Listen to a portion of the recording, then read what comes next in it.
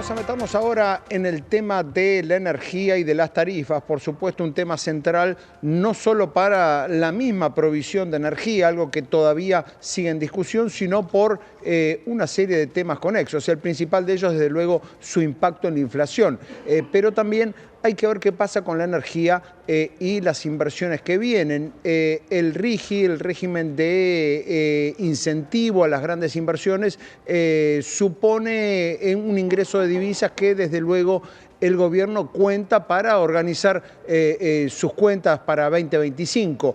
Algo de eso seguramente podrá verse la semana que viene cuando el gobierno presente la ley de presupuesto ante el Congreso. Pero mientras tanto hay que ver qué pasa con las tarifas. Para hablar de eso estamos en comunicación con el ex secretario de Energía, Daniel Montamat, que tiene la gentileza de atendernos. ¿Qué tal, Daniel? ¿Cómo le va? Un gusto dialogar contigo. Bueno, lo mismo para nosotros. Cuéntenos, Daniel, ¿en qué estado estamos hoy con el tema tarifas? Se sabe que el gobierno tiene allí un plan de recorte de subsidios que a lo largo del año lo fue acelerando y lo fue demorando en base a los números que le iba dando la inflación. ¿En qué situación estamos hoy? Pues yo creo que sigue con esa táctica, porque no es estrategia, de ver que se vayan haciendo los aumentos para que las tarifas recuperen sus costos económicos y bajen los subsidios, pero teniendo en cuenta el impacto en el índice de inflación, que tiene como objetivo lograr que la inflación vaya a la baja, un poco todos los meses. Ahora, te relaciono el tema este de la recomposición tarifaria con el tema que también tocaste del RIGI y de las grandes inversiones.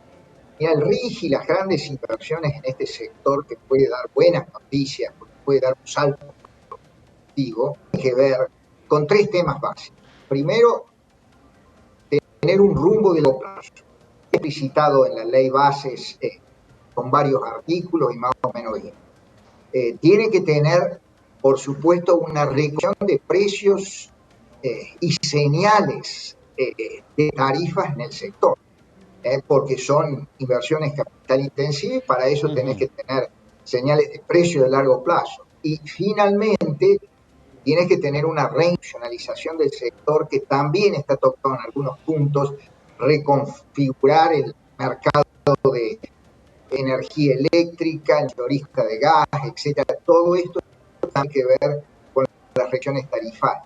Así que ves, hay un ensamble entre de tener precios y tarifas en el sector que reflejen los costos económicos y la posibilidad de tener todas esas inversiones que hacen falta para dar ese salto productivo que trata de incentivar el ritmo. Está claro, allí las grandes inversiones van a requerir de otro marco. Daniel, vamos a retomar la comunicación en un minuto tratando de mejorar un poco el audio, no lo estamos escuchando del todo bien. Allí la palabra del exsecretario de Energía, Daniel Montamat, explicando lo que hace falta en materia de grandes inversiones en el sector energético. En particular, hablaba de estabilidad de precio. Ese tema es más que relevante porque, por supuesto, a lo largo de los últimos años es justamente lo que ha faltado en la Argentina, prácticamente en todos los terrenos que tienen que ver con el sector energético, desde la electricidad, donde siempre ha habido subsidios y ha habido también mucha influencia estatal en el precio tanto de la generación como de lo que paga finalmente el consumidor, como en el caso del petróleo, ¿no? Con el famoso barril criollo que disponía un precio particular para aquellos que querían procesar petróleo crudo en la Argentina. Bueno, todas esas distorsiones que desde luego tenían como objetivo final, en teoría, asegurar el abastecimiento energético para los argentinos, desde luego con el correr del tiempo iban de algún modo distorsionando el mercado y de esa manera, por supuesto, se iba complicando el entramado de negocios. Daniel, a ver si estamos en comunicación nuevamente, ¿nos escucha? Perfectamente, lo escucho. Bien, allí vamos de nuevo. Me decía que el tema del RIGI, más allá de lo que dice la ley bases, requiere una estabilidad de precio que tal vez apunte a conseguir un marco regulatorio más amplio que lo que dice la ley Bases. Bueno, el RIGI apunta a incentivar inversiones en grandes obras y toca este sector energético. Ahora, el sector energético, te dije, necesita tres cuestiones fundamentales para que esas inversiones se lleven adelante, que son multimillonarias. Señales de precio de largo plazo. Entonces, en un país donde tenés precios no internacionalizados en materia de petróleo y derivados, en materia de gas natural, donde tenés tarifas en los segmentos regulados que no te recuperan costos, eso es una mala señal, lo tenés que resolver. Bueno, hay que resolverlo en los plazos y en los tiempos que se requieran, pero hay que resolver. La segunda señal necesita rumbo de largo plazo. El rumbo, hay muchos temas que están definidos ya en lo que es la ley Bases. Ahí hay como 50 artículos que modifican la normativa de los hidrocarburos y es importante entonces en esto de avanzar en ese rumbo de largo plazo. Y lo tercero es el tema de la reinstitucionalización del sector, un sector que está muy intervenido, muy regulado, donde se han deformado totalmente los mercados mayoristas de electricidad y gas. Todo esto también hay que reestructurarlo. Con esas tres señales y el tema macroeconómico de la estabilidad macroeconómica y la salida del cepo, bueno, yo creo que ahí sí esas grandes inversiones son posibles. Bien, ahora, Daniel, de todos modos, esas grandes inversiones, aún con esas señales específicas para el sector, también están atadas, me imagino, a que se resuelva lo macro, principalmente la salida del cepo, ¿no? O sea, va a ser difícil aún con este marco que trae el RIGI y la ley Bases, que lleguen inversiones de largo plazo, si no está claro que los dólares que entran en algún momento van a poder salir. Y por una cuestión muy básica que tiene que entender la audiencia, estas industrias son capital intensivas, nadie va a traer dólares a cierto precio sin saber si los puede sacar y a qué precio. Entonces, para eso necesitas un mercado libre de cambios. Por supuesto que en el RIGI hay ciertas garantías sobre estabilidad cambiaria, divisas de exportación que se van a poder disponer, pero para la entrada en estos planes y necesitas estabilidad, es decir, que la inflación converja a valores de un dígito, el riesgo país de los países vecinos de la región y acceso al mercado de divisas con facilidad, sino lo que hacemos hasta ahora es reciclar pesos que están en el circuito y que obviamente no se pueden transformar dólares para sacarlo. Entonces, la gran inversión sí requiere como precondición esta estabilidad macroeconómica y la salida del cepo. ¿Qué pasa con el precio internacional del petróleo? ¿Cómo nos pega en este momento y sobre todo en este escenario de estar tratando de convocar inversiones? El precio internacional del petróleo es interesante y mientras el mundo siga con sus conflictos, conflicto en Europa, conflicto en Medio Oriente, otros conflictos que a veces no están en el candelero pero son serios, mientras siga la tensión Estados Unidos, China, etcétera, etcétera, y la geopolítica entre a prevalecer sobre criterios o razonamientos puramente económicos, el precio del petróleo va a seguir en niveles más o menos altos. Hoy el precio del petróleo, imagínate, permite en la Argentina, con tipo de cambio todavía oficial y cepo, que las exportaciones de petróleo sigan creciendo, es decir, hay renta petrolera. En el tema del gas, el tema es más complicado porque no tenés precio de referencia internacional. Pero yo creo que todo esto le abre al país una oportunidad de dar un salto productivo. Hoy estamos produciendo 680.000 barriles día de petróleo. Podemos hacia fin de la década estar produciendo 1.2, 1.5 millones de barriles de petróleo y todo para el mercado internacional es saldo porque internamente refinamos unos 500.000 barriles. Y en materia de gas natural estamos produciendo unos 140 millones de metros cúbicos día. Si se lleva adelante todo este plan de exportación al mercado regional, y de las plantas estas de licuefacción para el mercado de gas por barco, a mediados de la próxima década podríamos estar duplicando la producción de gas. Pero todo esto es una gran perspectiva que tiene el país. Hay una ventana de oportunidad que la tenemos que aprovechar, porque cuando cambien las circunstancias y se acelere de nuevo la transición energética, obviamente la sustitución del petróleo por energías renovables o la sustitución intrafósil de petróleo por el gas natural van a tener su ralentización, y entonces ahí la situación se va a complicar. Pero yo creo que hoy es la oportunidad, tenemos que avanzar. Bien, al margen del RIGI, ¿qué opinión le merece la política energética de Javier Milei, en particular en lo que hace a Vaca Muerta, ¿no? En lo que hace a la captación de estas inversiones de largo plazo? Yo he destacado que en materia de política energética están dando uno de los aciertos del gobierno, porque el gobierno, lo digo porque no han explicitado un plan energético, pero sí han explicitado algunas señales en la ley bases. Claro. Esas señales quieren ir a un mercado internacionalizado. ¿Está bien o está mal? Está bien. Si queremos exportar y llevar adelante este salto productivo, tenemos que tener un mercado doméstico internacionalizado. Esto es precios de petróleo de referencia internacional, precio de los derivados de petróleo de referencia internacional y reacomodamiento de las cadenas de valor de la industria en la Argentina. Hay pautas para que todo esto se lleve adelante en la ley de bases. Así que yo diría que por estas definiciones sí se da la precondición que recién planteaste de una macro estable, con un país normal, con riesgos parecidos a los países de la región. Bueno, estas señales que ha dado el gobierno en política energética se van a traducir en parte o en todas las inversiones esperadas, que son multimillonarias. Estamos hablando de 50.000 millones de dólares en infraestructura, de aquí hacia el fin de la década. Estamos hablando de pasar en inversiones en el upstream, en aguas arriba de petróleo y gas, de los 7.000 millones de dólares por año que actualmente tenemos a unos 12, 15.000 millones de dólares.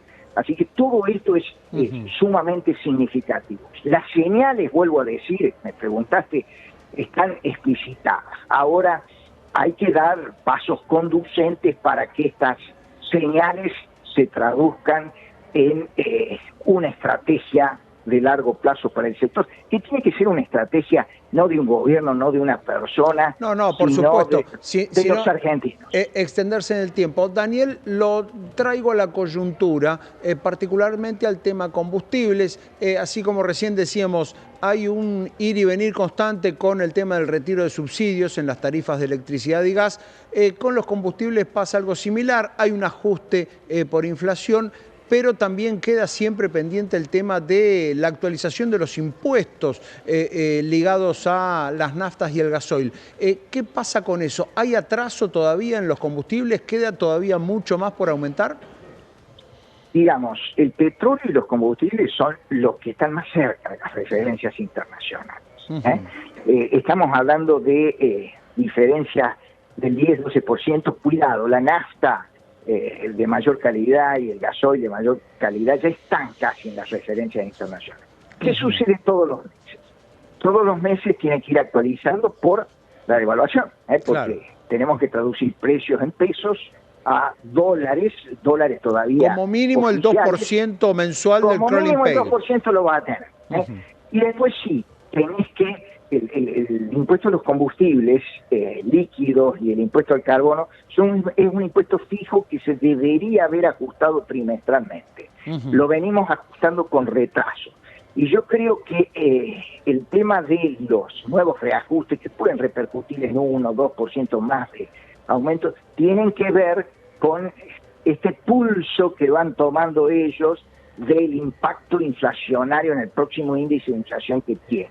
Entonces lo van a ir ajustando eso, y ahora tienen una nueva necesidad fiscal. Bajaron el impuesto país que era un impuesto que daba entradas importantes al fisco. Entonces, con los otros impuestos van a tener que ser un poco menos flexibles. Y entonces yo estoy previendo que el impuesto a los combustibles se reactualice por aquellos trimestres que todavía no está reactualizado. Está claro, pero van a ver a la vez nos va a dejar, digo, para lo que resta del año, los combustibles van a estar en base a ese movimiento de los impuestos, nos van a dejar más inflación, ¿no? Hay ahí una inflación no contenida que en algún momento van a tener que aplicar.